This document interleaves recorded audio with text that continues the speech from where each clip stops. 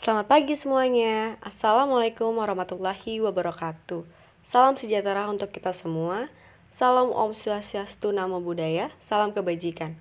Marilah kita panjatkan puji syukur kehadirat Tuhan Yang Maha Esa, karena berkat rahmatnya kita bisa menyimak video pembelajaran hari ini. Halo semuanya, perkenalkan nama saya Umul Badri Hatiko dengan NPM 0321211029 dari jurusan Pendidikan Bahasa dan Sastra Indonesia, Universitas Pakuan. Pagi ini saya ingin memaparkan materi mengenai unsur-unsur buku, baik buku fiksi maupun non-fiksi selama 30 menit ke depan. Sekarang ini banyak orang yang memerlukan informasi sebanyak mungkin dalam waktu yang singkat, sehingga segala perubahan dapat diketahui dalam waktu yang singkat. Secara tidak langsung, informasi menjadi suatu kebutuhan yang utama. Salah satu media untuk menyampaikan informasi yaitu melalui buku. Dengan membaca buku, kita bisa belajar banyak tentang informasi apapun. Oleh karena itu, kita dituntut untuk mempunyai kemampuan pembaca sebagai pegangan untuk mengolah informasi. Namun, kita sering mengalami kesulitan-kesulitan dalam memahami sebuah buku atau bahan bacaan lainnya. Tidak jarang pula kita memahami suatu bacaan dengan membaca berulang kali. Mengapa demikian?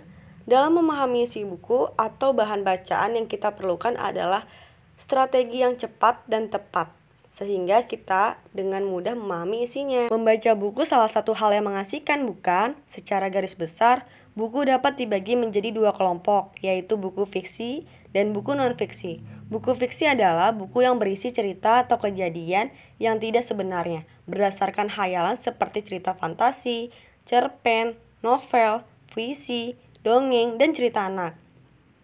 Sedangkan buku non-fiksi adalah buku yang berisi kejadian sebenarnya berdasarkan fakta disampaikan menurut pendapat atau kajian penulis secara ilmiah.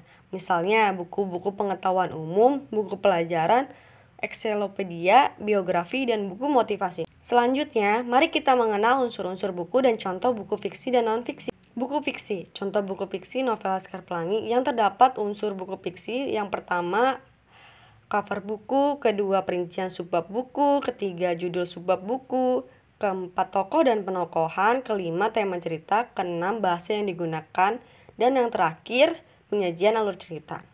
Buku non-fiksi, contoh buku non-fiksi, buku motivasi dengan judul Sebuah Seni untuk Bersikap Bodo Amat yang terdapat dalam unsur buku non-fiksi yang pertama cover buku, kedua perincian subbab buku, ketiga judul subbab buku, keempat isi buku, kelima cara menyajikan isi buku, keenam bahasa yang digunakan, ketujuh sistematika penulisan. Sekian video pembelajaran materi pada hari ini mengenai unsur-unsur buku, baik buku fiksi maupun buku non-fiksi.